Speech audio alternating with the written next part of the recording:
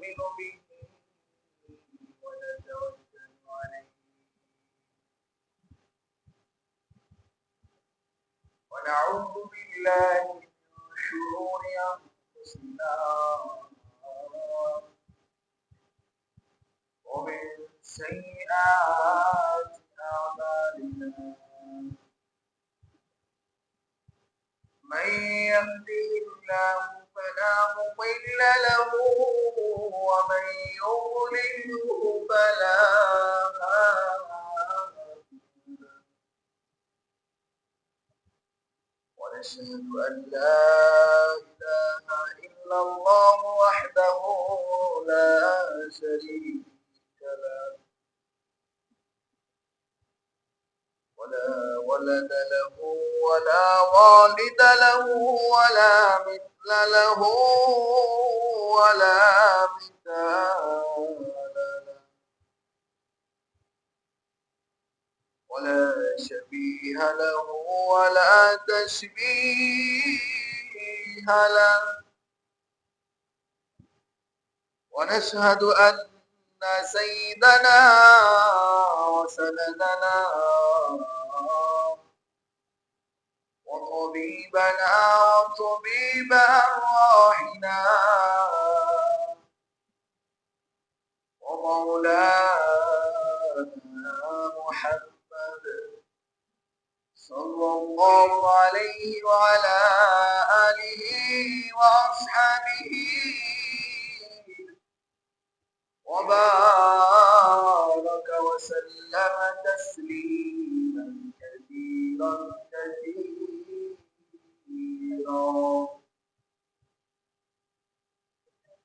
أرسله الله بالحق بشيرا ونذيرا وداعيا إلى الله بإذنه وسراجا وقمرا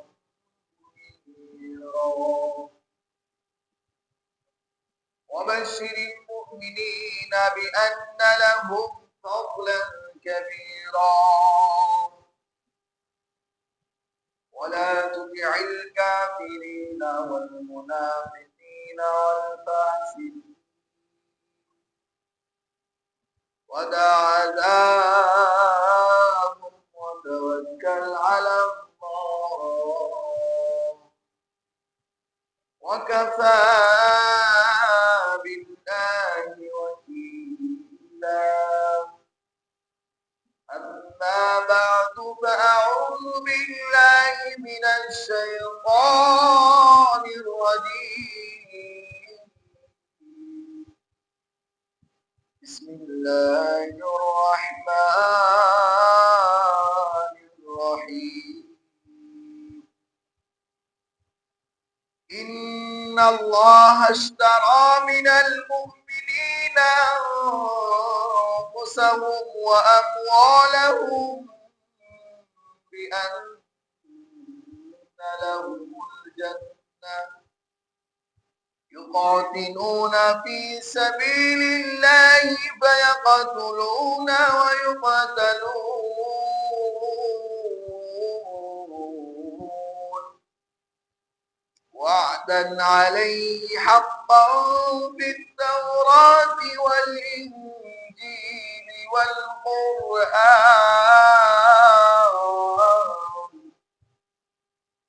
ومن أوفى بعهده من الله استبشروا ببيعكم الذي بايعتم به وذلك هو الفوز العظيم.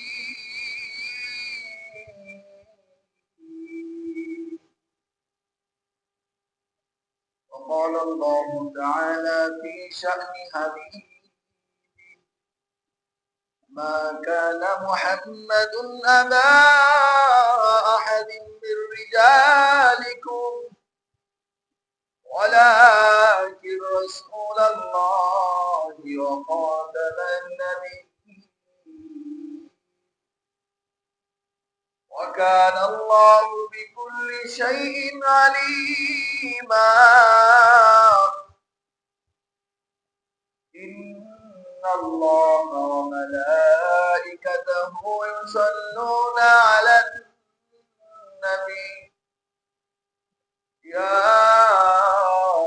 أيها الذين آمنوا صلوا عليه وسلموا تسليما اللهم صل على محمد وعلى آل محمد كما صليت على إبراهيم وعلى آل إبراهيم إنك حميد مجيد اللهم بارك على محمد وعلى آل محمد كما باركت على إبراهيم وعلى آل إبراهيم إنك حميد مجيد بلغ العلا بكماله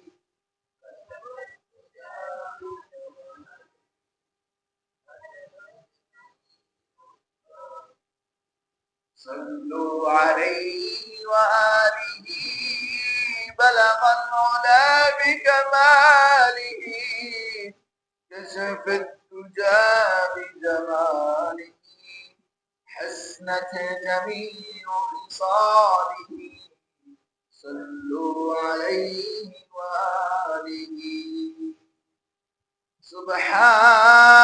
سبحان أنت سبحان يا مولانا أنت سبحان لا علم لنا إلا ما علمتنا إنك أنت العليم الحكيم اللهم إني أعوذ بك من شر لساني ومن شر سمعي ومن شر بصري الحمد لله যে মহান রব্বুল ইজ্জতের দরবারে কালিমাতুশ শুকর জ্ঞাপন করে এইজন্য যে রব্বুল আলামিন আমাদেরকে জুমাবারে জুমার নামাজের উদ্দেশ্য করে মসজিদে এসে বসার তৌফিক এনায়েত করেছেন তার একমাত্র পছন্দের জায়গায় বসার মতো তৌফিক আল্লাহ দান করেছেন এজন্য আমরা অন্তরের স্থল থেকে মুহাব্বতের সহিত ভালোবাসার সহিত দরদ নিয়ে সবাই কালিমাতুশ শুকর আদায় করে সবাই বলি আলহামদুলিল্লাহ রব্বুল আলামিন আমাকে আপনাকে সৃষ্টি করেছেন আমাকে আপনাকে দুনিয়ায় সৃষ্টি করবেন দুনিয়ায় পাঠাবেন দেখাই কিন্তু দুনিয়াটাকে বানাইছেন আমাকে আপনাকে দুনিয়ায় পাঠাবে মানুষকে আল্লাহ দুনিয়ায় পাঠাবে এই জন্যই আল্লাহ দুনিয়াটা বানাইছেন কারণ আল্লাহ রাব্বুল আলামিন নিজেই ঘোষণা করে ওয়াইদ কুলনা লিল মালাইকাতি ইসজুদু ওয়াইদ ক্বালা রাব্বুকা লিল মালাইকাতি ইন্নী জাঈলুন ফিল আরদি খলিফা সুবহানাল্লাহ আল্লাহ রাব্বুল আলামিন ফেরেশতাদেরকে একদিন ডাক দিয়ে বলতেছে ফেরেশতা আমার ফেরেশতারা শুনো আমি রব্বুল আলামিন আমি আল্লাহর খলিফা বানাইতে চাই খলিফা আল্লাহর পক্ষ থেকে খলিফা বানাইতে চাই ফিল আরদি কোথায় জমিনে দুনিয়ায় খলিফা বানাইতে চাই তখন ফেরেশতারা বলল ইয়া রাব্বুল আলামিন কি দরকার আপনার তাসবিহ দরকার আমরাই তো তাসবিহ পাঠ করতেছি আপনার প্রশংসা দরকার আমরা ফেরেশতারা তো অগণিত ফেরেশতা যেগুলো আপনি বানাইছেন এগুলাই তো আমরা তাসবিহ পাঠ করে আপনার দিন রাত 24 ঘন্টাই তো আমরা কি থাকি আপনার প্রশংসায় পঞ্চমুখ আপনার তাসবিহ পাঠে আমরা ব্যস্ত থাকি কেন আবার অযথা একটা জাতি সৃষ্টি করবেন যে জাতি দুনিয়ার ভিতরে যে ইসকিতুদ দিমা রক্তপাত করবে জ্ঞান জানতে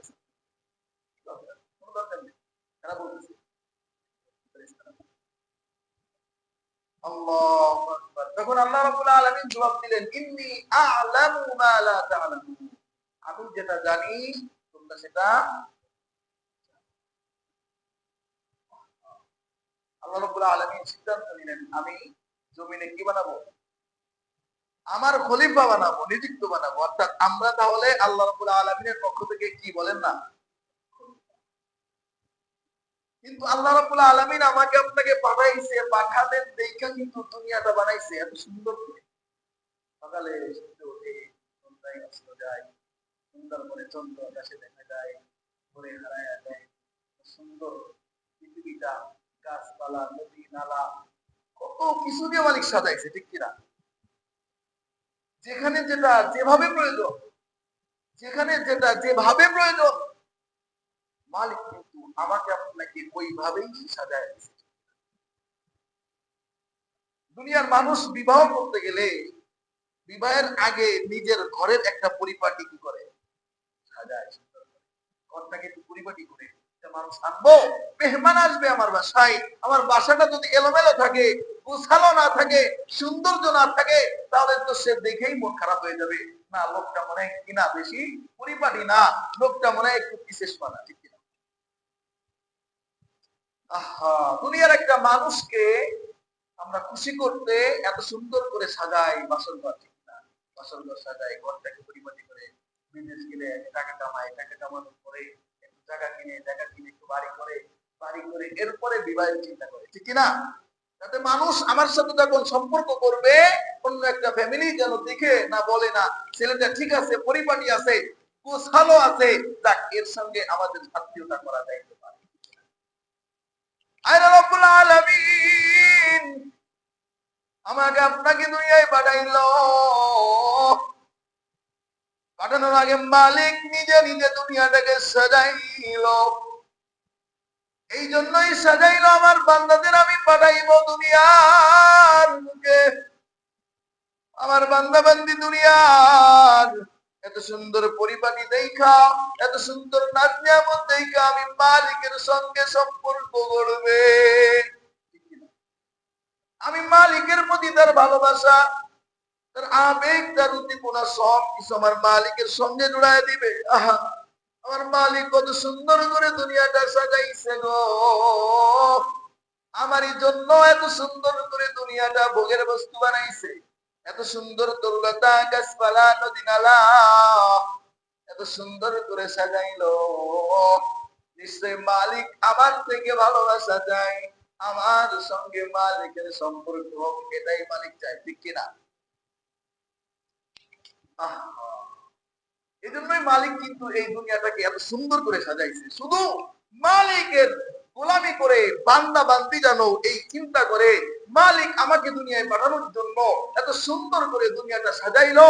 গাছপালা, তরুলতা, নদী নালা, খাল বিল যেখানে যেটা প্রয়োজন, যেভাবে প্রয়োজন, মালিক সেইভাবে সেখানে সেইটা ওইভাবেই স্থাপনা করে আমি আগমন করব, আমি অগমতি নগণ্য মানুষ দুনিয়ায় বসবাস করবো দেখা মালিক এত সুন্দর করে সাজাইলো।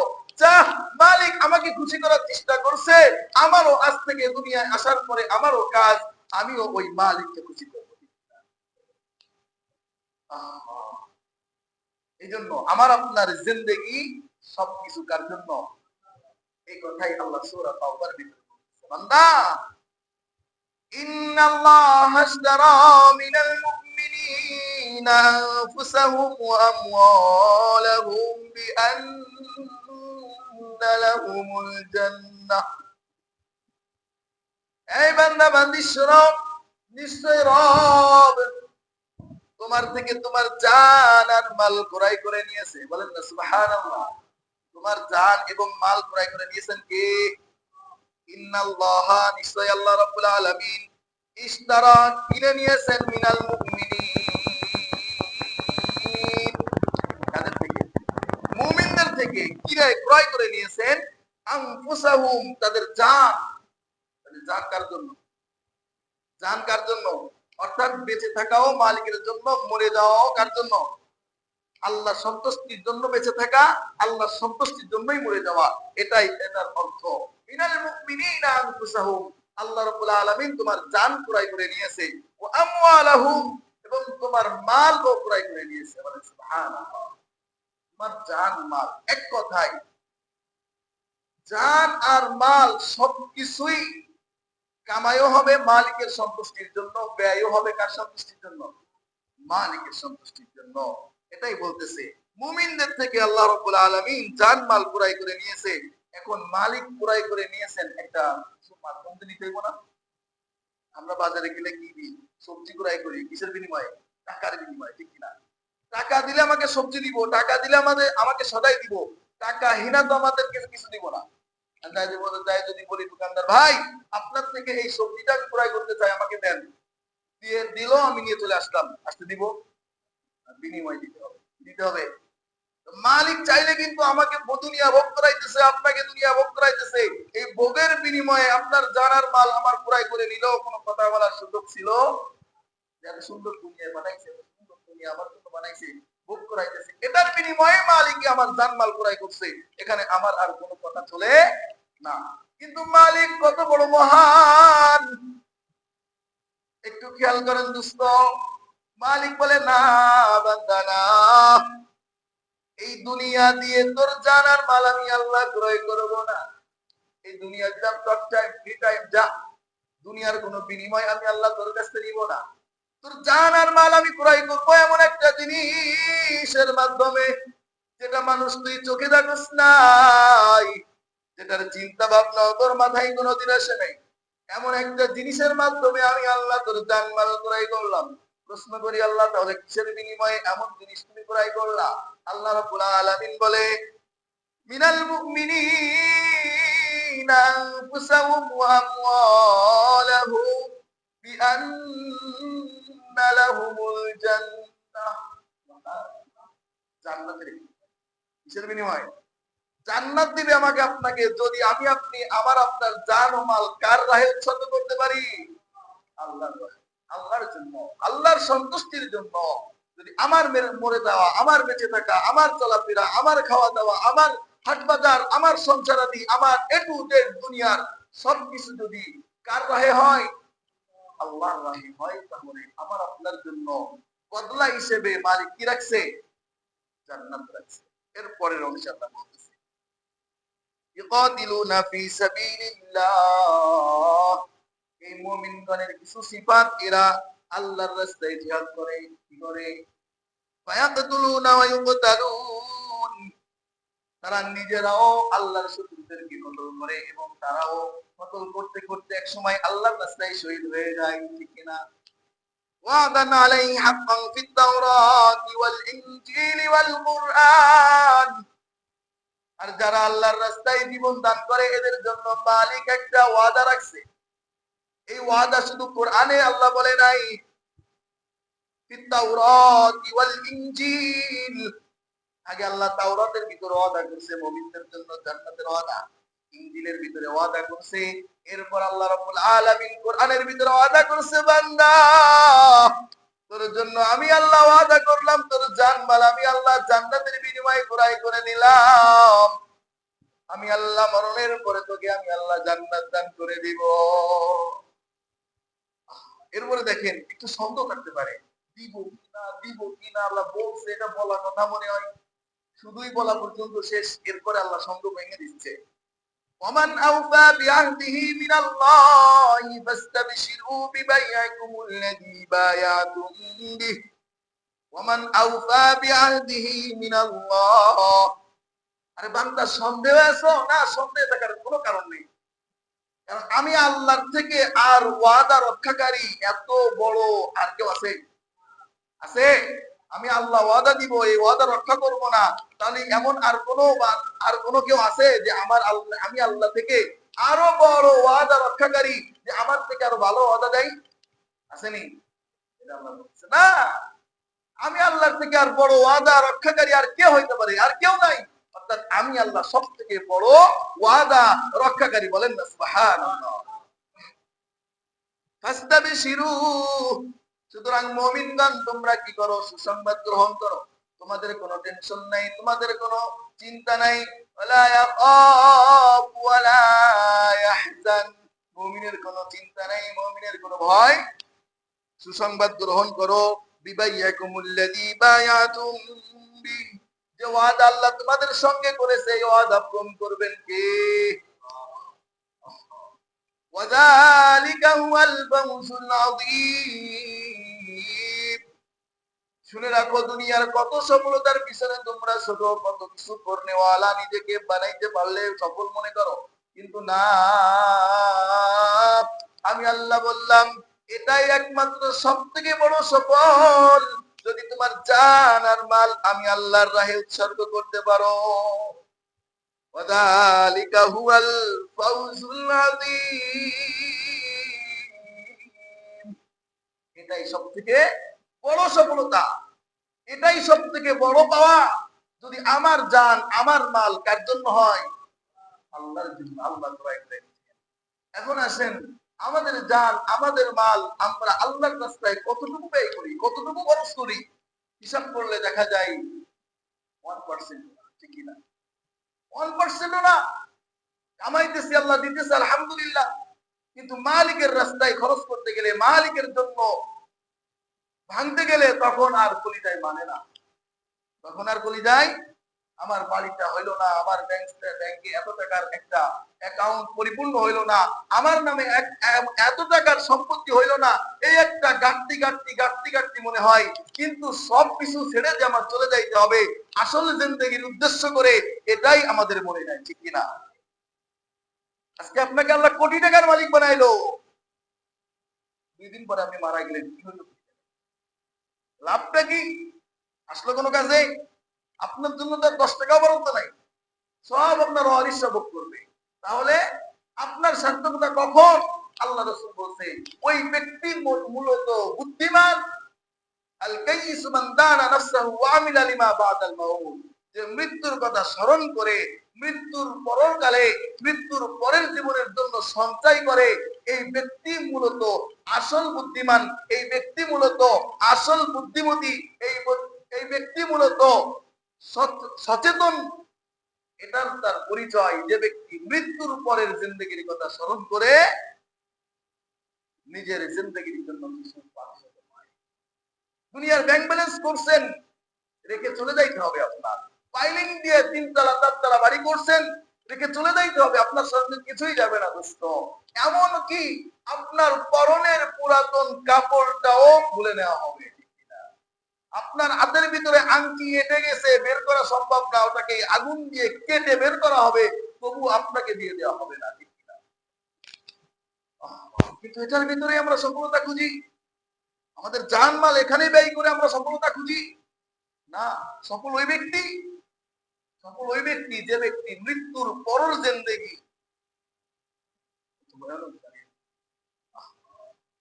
মৃত্যু থেকে আমরা কত দূরে, মৃত্যু থেকে কত দূরে আছি, মৃত্যুকে মনেই নাই, মৃত্যুকে মনেই নাই আমাদের।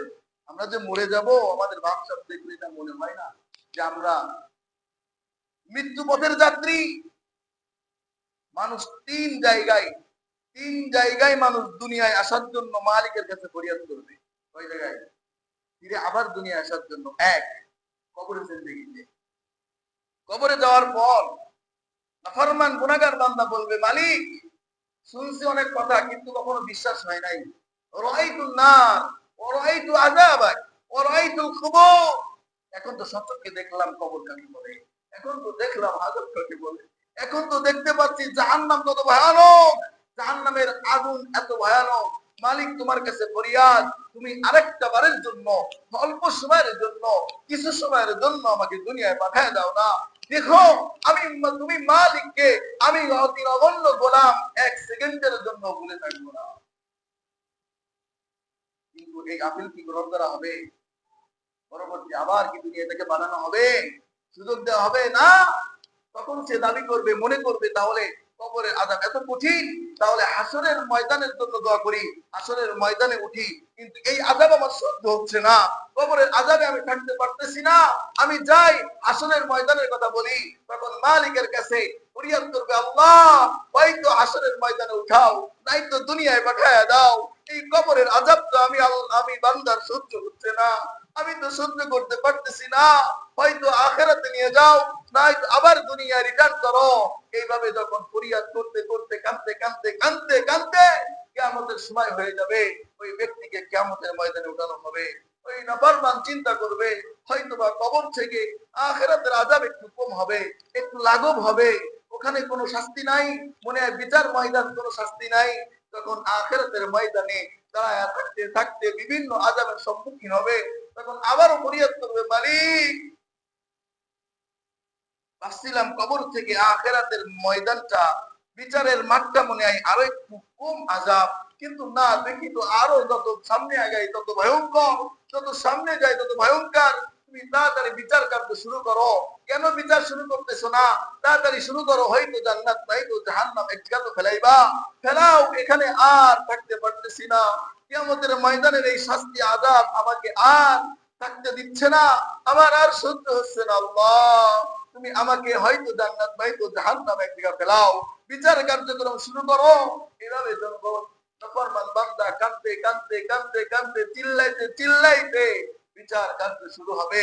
সে মনে করবে হয়তো কিয়ামতের ময়দান জাহান্নামে একটু স্বস্তি লাভ হবে, জাহান্নামে মনে হয় আযাবকে একটু কমায়া দেওয়া হবে, একটু ভোল্টেজ মনে হয় কমায়া দেওয়া হবে জাহান্নামে।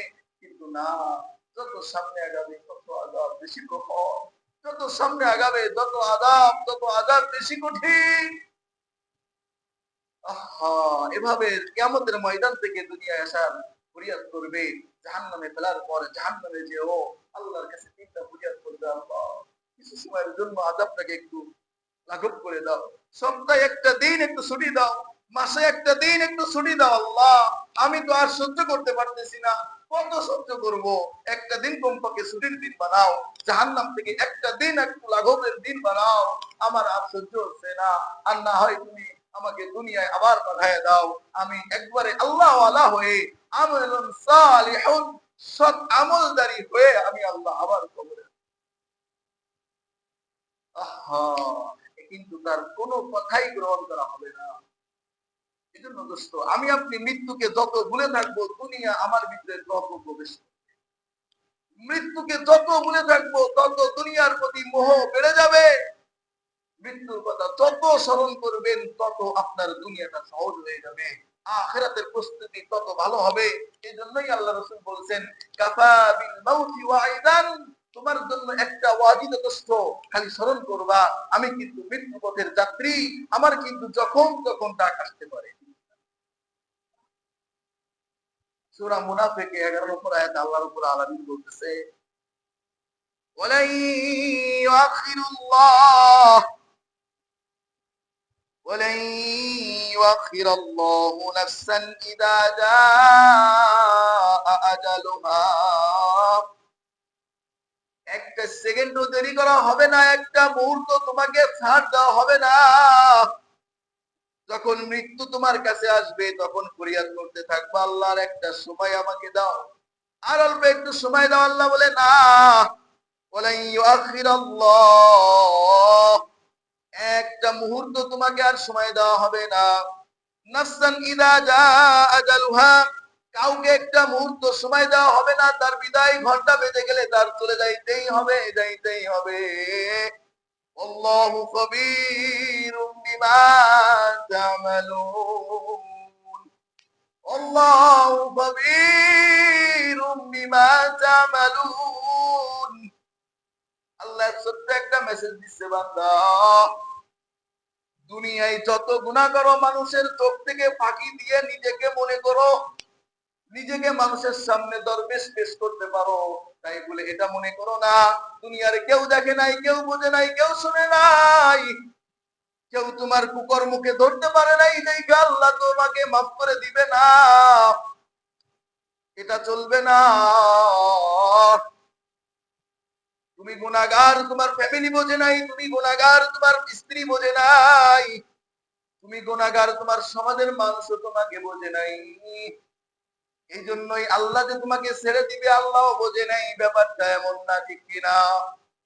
দুনিয়ার সমস্ত মানুষের চোখ তুমি ফাঁকি দিতে পারো, কিন্তু আল্লাহ রাব্বুল আলামিন বলে, ইন্নাহু আলিমুম বিযাতিস সুদূর, আরে বান্দা তোর অন্তরের ভিতরে কোন কল্পনা, কোন জল্পনা, কোন চিন্তা, কোন ভাবনা, সেটা আমি আল্লাহ জানি। আমি আল্লাহ এটা সম্পর্কে অবগত আছি, কোনো টেনশন করো না। দুনিয়ার মানুষও তোমাকে না বুঝলে আমি আল্লাহ ছেড়ে দিব না, ঠিক কিনা? ও বন্ধু, মৃত্যুকে ভুলে যাওয়া যাবে না, মৃত্যুকে স্মরণ রাখতেই হবে। আমি আপনি মৃত্যু পথের যাত্রী। মৃত্যু যখন আসবে আমাকে আপনাকে কিন্তু চোখের পলকও ফেলতে সময় দিবে না। আল্লাহু আকবার। মৃত্যুর কথা স্মরণ করেন, দু চোখের পানি ছাড়েন। দুনিয়া আপনার জন্য সহজ হয়ে যাবে, দুনিয়া আপনার জন্য কঠিন হবে না। শুধু মৃত্যুর কথা স্মরণ করবেন। গুনার সামনে আসতে মনে করবেন আমি তো মরে যাব এই গুনার কাজ করে গেলে। মালিক যদি আমাকে মাফ না করে আমার সারা জিন্দেগি চলে যাবে জাহান্নামে। আপনি শুধু মৃত্যুর কথা স্মরণ করবেন, উঠতে বসতে চলতে ফিরতে খাইতে গোসল করতে যেখানেই যাবেন সেখানেই একমাত্র স্মরণ হবে মৃত্যু। আপনার জন্য দুনিয়া সহজ, আপনার জন্য দুনিয়া কিছুই কঠিন হবে না। নবীজির মেয়ে আদরের কন্যা হযরত ফাতেমা রাদিয়াল্লাহু তাআলা আনহা, শুনছেন নি নাম? এই ফাতেমা মৃত্যুর আগে খুব অসুস্থ, প্রচন্ড জ্বর তার শরীরে। জোহরের পর আসরের দিকে তিনি মারা গেছে। মারা যাওয়ার একদিন আগে, আগের দিন রাত্রে বেলায় স্বপ্ন দেখতেছে প্রচন্ড জ্বরের বেগে সে বেহুশ হয়ে ঘুমায়া আছে। হঠাৎ করে স্বপ্ন দেখে তার ছোট্ট কুটিরের ভিতরে কে কে জানি হাতছানি দিতেছে আর কি জানো বিশ্রাইতেছে। মা ফাতেমা স্বপ্নের ভিতরে এটা দেখতেছে আর ডাকতেছে, কে বাবা আপনি ওখানে? আপনি কি বিশ্রান ওখানে, কি বিশ্রান? ওই লোক ডাকতে বলে, মা গো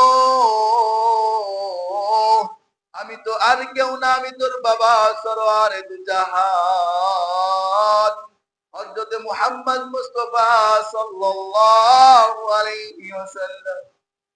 ফাতেমা ডাকতে বলে, আব্বা জান আপনি ওখানে কি বিশ্রান? নবী ডাকতে বলে, মা গো আমি তো তুই ফাতেমাকে বিশ্রাইতে আসছি। বলে, আব্বা আমি তো এখানে, তুমি ওখানে কি খুঁজো? বলে, তোকে একটা খবর দেওয়ার জন্য মা আমি নবী তোর ঘরে উপস্থিত করে আসছি। ফাতেমা ডাকতে বলে, আব্বা জান কি খবর দিবেন এত রাতে আপনি আমার ঘরে? স্বপ্নের ভিতরে ফাতেমা দেখতেছে, কারণ ফাতেমার আগেই তো নবী দুনিয়া থেকে বিদায় নিয়ে চলে গেছে, ঠিক কিনা? যখন দুনিয়া থেকে বিদায় নিয়ে চলে যায় ফাতেমা এত বেশি কান্নায় ব্যাকুল হয়ে পড়ে, আব্বা আপনি চলে গেলে আমি কাকে নিয়ে বাঁচবো, কাকে দেখে বাঁচবো? নবী আমার একটা কথা বলে গেছিল, মা আমি দুনিয়া থেকে চলে যাওয়ার পর সর্বপ্রথম আমার সঙ্গে যে সাক্ষাৎ করবে সে হবে তুই ফাতেমা। নবী ডাকতে বলে, মা গো তোর একটা সংবাদ দেওয়ার জন্য আমি নবী তোর ঘরে আসছি। বলে, কি সংবাদ আব্বা বলো? নবী ডাকতে বলে, মারে তুই তো আগামীকালকে রোজা রোজা থাকবি, তুই সেহরি করবি দুনিয়ার প্লেটে তোর স্বামীর সঙ্গে, কিন্তু তোর দুনিয়ার খাবার দিয়ে আর ইফতার হবে না। তোর ইফতার হবে আমি নবীর সঙ্গে জান্নাতি প্লেটে। ফাতেমার আর বুঝতে বাকি নাই আগামীকালকে আমার মৃত্যু। ফাতেমার আর বুঝতে বাকি নাই আব্বা আমাকে নিতে আসছে, আমার কালকে রোজা রাখতে হবে। এই স্বপ্ন দেখে তার ঘুম ভেঙে গেছে। ঘুম থেকে উঠে তাহাজ্জুদের নামাজে দাঁড়াইছে। তাহাজ্জুদ শেষ করে সেহরির সময়ে হযরত আলী রাদিয়াল্লাহু তাআলা আনহুকে ডাকতে বলে, স্বামী গো স্বামী ওঠো, তুমি ওঠো, সেহরির সময় হয়ে গেছে, একসঙ্গে সেহরি করি। সেহরি করতে বসছে। সেহরি শেষ করে হযরত আলী রাদিয়াল্লাহু তাআলা আনহু ফজরের নামাজের জন্য মসজিদের দিকে গমন করছে। মসজিদ থেকে এসে দেখে যে ফাতেমা নামাজের পাটিতে নাই। ফাতেমাকে খুঁজে পাইতেছে না, কই গেল ফাতেমা? ব্যাকুল হয়ে পড়ছে। আলী রাদিয়াল্লাহু তাআলা আনহু খুঁজতে খুঁজতে যে দেখে রান্নাঘরের ভিতরে মা ফাতেমা কয়েকটা কাজ একসঙ্গে মেলায় নিছে। একটা বড় পাতিলের ভিতরে পানি গরম করতেছে, আরেকটা বড় পাতিলের ভিতরে পানি পাউডার মিশাইয়া হাসান হোসাইনের যত কাপড় চোপড় আছে সব গুলা ভিজাইছে। আরেকটা পাত্রের ভিতরে এত পরিমাণ আটা মিশ্রণ করছে। আলী ডাকতে বলে, কিরে ফাতেমা, আজকে আমি কি দেখতেছি গো? কোনদিন তো এমন দেখি নাই, তুমি ইশরাক ছাড়া ফজরের নামাজ পড়ে ইশরাক না পড়ে তুমি জায়নামাজ থেকে উঠছো। আমি আলী তো জিন্দেগিতে কোনদিন দেখি নাই। আজকে ব্যাপারটা কি? আজকে তুমি এত ব্যস্ত কিভাবে হইলা? কি জন্য হইলা? আর এত গাছি কাজ তুমি একসঙ্গে কিভাবে লটকায় নিছো? এত আটা মিশ্রণ কেন করছো? যে পরিমাণ আটা মিশাইছো আমরা সবাই মিলে 10 দিন খাইলেও তো এই রুটি শেষ হইতো না। আর এত পানির ভিতরে কাপড় চোপড় কেন সব ভিজাইছো? তোমার উদ্দেশ্য কি, কি বলো? ফাতেমা ডাক দিয়ে বলে, স্বামী গো, তোমাকে বলি নাই। যদি তোমাকে বলতাম তোমার সেহরি করা হতো না। আমি ফাতেমার সঙ্গে গত রাতে আমার বাবা আসছিল আমাকে নিতে। আমার বাবা বলে গেছে আজকে সেহরি করব তুমি স্বামীর সঙ্গে, কিন্তু ইফতারি করতে হবে আমার আব্বা জানের সঙ্গে জান্নাতে। এই কথা শোনার মাত্রই আলী বেকুল হয়ে পড়েছে। কি বলো তুমি, কি বলো? আমি আলীকে এতিম করে চলে যাব? আমি আলী তো সহ্য করতে পারবো না। আলী হাউমাউ করে কান্না শুরু করছে। মা ফাতেমাও কান্না শুরু করছে। দুইজনে হাউমাউ করে কান্না করতেছে। ইতিমধ্যে হাসান হুসাইনের ঘুম ভেঙে তারাও উঠে গেছে। কি ব্যাপার, বাবা কেন কান্দে, মা কেন কান্দে? তারা খুঁজে পায় না। একবার বাবার কাছে যাই, বাবা তুমি কেন কান্না করো বলো না। আলী কান্নার কারণে কিছুই বলতে পারে না, শুনে যায় মার কাছে। মা গো, তুমি কেন কান্না করো বলো? তোমাকে কে আঘাত করছে, কে তোমাকে কষ্ট দিছে বলো মা। একবার বাবার কাছে যায়, বাবাও কিছু বলে না। একবার মায়ের কাছে যায়, মাও মুখ খুলে না। এমতো অবস্থায় ব্যাকুল হয়ে যায় যখন বেশি বিরক্ত বোধ মনে করে ফাতেমা ডাকতে বলে, হাসান, ও হুসাইন, যা যা তোর নানার কাছে যা, আমাদের ডিস্টার্ব করিস না। এই কথা বলার সঙ্গে সঙ্গে হাসান আর হুসাইন দৌড় দিয়ে নবীদের রওজায় আতহারের উপরে উঠে বসছে। রওজা মুবারকের উপরে উঠে বসে। রওজা মুবারকের উপরে উঠে বসে হাসান হুসাইন আর নানার সঙ্গে এমন কালেকশন দোস্ত, দুনিয়ার কত হাজি হতে যাই নবীজির পাশে দাঁড়ায় সালাম দেয়, ইয়া রাসূলুল্লাহ, ইয়া হাবিবাল্লাহ, আসসালাতু ওয়াসসালামু আলাইকা ইয়া রাসূলুল্লাহ, আসসালাতু ওয়াসসালামু আলাইকা ইয়া হাবিবাল্লাহ, আসসালাতু ওয়াসসালামু আলাইকা ইয়া শাফিআল মুজনিবিন, আসসালাতু ওয়াসসালামু আলাইকা ইয়া রাহমাতাল লিল আলামিন। কত হাজি যায় সালাম দেয়, কিন্তু কেউ সালামের জবাব শুনে না। কিন্তু নানা নাতির ভিতরে এমন সম্পর্ক দোস্ত, নানা কথা বলে নাতি কবরের উপর থেকে শুনতে পায়। হাসান হুসাইন কথা বলে, নানা কবর থেকে জবাব দেয়। এভাবে কথাবদল চলে তাদের সাথে সব সময়। নানা ডাক দিয়ে বলে, কিরে নাতিরা, তোরা এখন অসময় আমার কাছে কেন? হাসান হুসাইন ডাক দিয়ে বলে, নানা যান, ঘরে দেখে আসছি আব্বাও কান্না করে, ঘরে দেখে আসছি মাও কান্না করে। দুইজনেই কাঁদতে কাঁদতে বেহুশ ব্যাকুল হয়ে পড়ছে, কিন্তু কান্নার কারণ জিজ্ঞাসা করলে বলে না। আমার আব্বা কেন কান্না করে? আম্মাকে তো এভাবে কান্না করতে কখনো দেখি নাই। আব্বা, আব্বাও বলে না, আম্মাও বলে না। না না, ছুটে আসছি তোমার কাছে, বলো না তুমি কেন আমার আব্বা আম্মা কান্না করে? রাসূল করিম সাল্লাল্লাহু আলাইহি ওয়াসাল্লাম ডাকতে বলে, হাসান, যা হুসাইন, আর সময় নষ্ট করিস না, আমার কাছে থাকিস না, যা যা যা। তোর আম্মার চেহারা কানা আজকের মতো শেষবারের মতো বেশি করে দেখালো। আজকের পর থেকে আর আম্মাকে আম্মা বলে ডাকতে পারবি না। আজকের পর থেকে আর আম্মাকে আম্মা বলে ডাকতে পারবি না। আজকের পর থেকে আম্মার নুরানি চেহারা কানা আর দেখতে পাবি না। যা হাসান, যা হুসাইন, আম্মা জানকে ভালো করে দেখ, চেহারার দিকে তাকায় থাক। আজকের পরে আর তোদের আম্মাকে দুনিয়ায় পাবি না। ছুটে চলে আসছে হাসান হুসাইন, দৌড়ায় আসছে। মাগো, হাসানও কান্দে, হুসাইনও কান্দে, বাবাও কান্দে, আলীও কান্দে, ফাতেমাও কান্না করে। কান্নার রোল পড়ে গেছে। ফাতেমা ডাকতে বলে, কিরে হাসান, কিরে হুসাইন, তোরা কান্দোস কেন? বলে, মা, আমাদের কাছ থেকে আর লুকায়া লাভ নাই, আমাদেরকে সব কিছু নানাজান বলে দিছে। মাগো, তুমি আমাদেরকে এতিম করে এত তাড়াতাড়ি চলে যাবা মা, আমরা কারে নিয়ে বাঁচবো, কারে নিয়ে থাকবো? আল্লাহ, তুমি আমাদেরকে এতিম করিও না। এক পর্যায়ে ফাতেমা রাদিয়াল্লাহু তাআলা আনহা জ্বরে এমন অবস্থা হয়ে যায়, ব্যাকুল হয়ে যায়, মৃত্যু ঘনায় আসে। ফাতেমা রাদিয়াল্লাহু তাআলা আনহা আলীকে ডাক দিয়ে বলে, স্বামী জান, একটু মাথার কাছে বসো, আমার সময় মনে হয় আর বেশি নাই, তোমার সঙ্গে আমার দুইটা কথা গো স্বামী জান। আলী রাদিয়াল্লাহু তাআলা আনহু ডাক দিয়ে বলে, কি কথা বলো? এক নম্বর কথা, তুমি স্বামী হিসেবে আমি ফাতেমা স্ত্রী, তোমার খেদমত আমি ঠিক মতো করতে পারি নাই।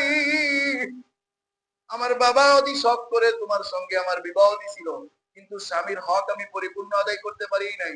কিয়ামতের ময়দানে আমার আব্বা জান যখন কোটি কোটি উম্মত নিয়ে দাঁড়াবে, তখন তুমি যেন বিচার দায়ের না করো, নবী তোমার মেয়ে আমি স্বামীর হক আদায় করে নাই। আমি স্ত্রী হিসেবে তোমার কাছ থেকে দুনিয়ায় ক্ষমা চাই। এই কথা যখন বলে, আলী রাদিয়াল্লাহু তাআলা আনহু হাতটা ধরে বলে, ফাতেমা, আমাকে আর লজ্জা দিস না ফাতেমা।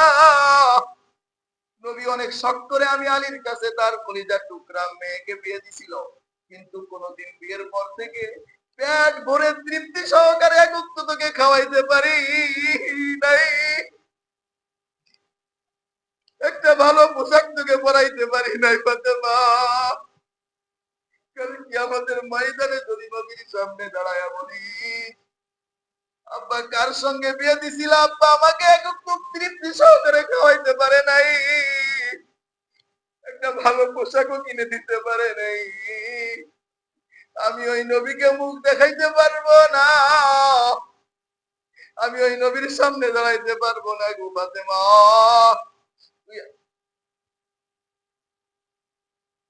তুই আমাকে দুনিয়ায় থাকতেই মাফ করে দিয়ে যা রে ফাতেমা। এই কথা যখন দুইজনেই কান্নাকাটি করে, ফাতেমা ডাকতে বলে, স্বামী, আমার 2 নম্বর শর্তটা একটু খেয়াল করে শুনো। স্বামীকে ডাকতে বলে, আমি যেভাবে বলবো ঠিক সেইভাবেই করবা। বলে, কি শর্ত বলো? বলে, আমি এখন যদি মারা যাই, আমার জন্য কাউকে রেখে দিবা না, কারোর জন্য আমাকে রেখে দিবা না, কারোর জন্য অপেক্ষা করবা না।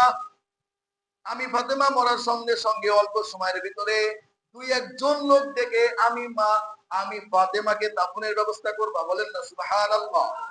আমি ফাতেমাকে দাফনের ব্যবস্থা করবা, কারোর জন্য ওয়েট করবা না, কোনো পরপুরুষ পর মানুষ যেন আমাকে না দেখে।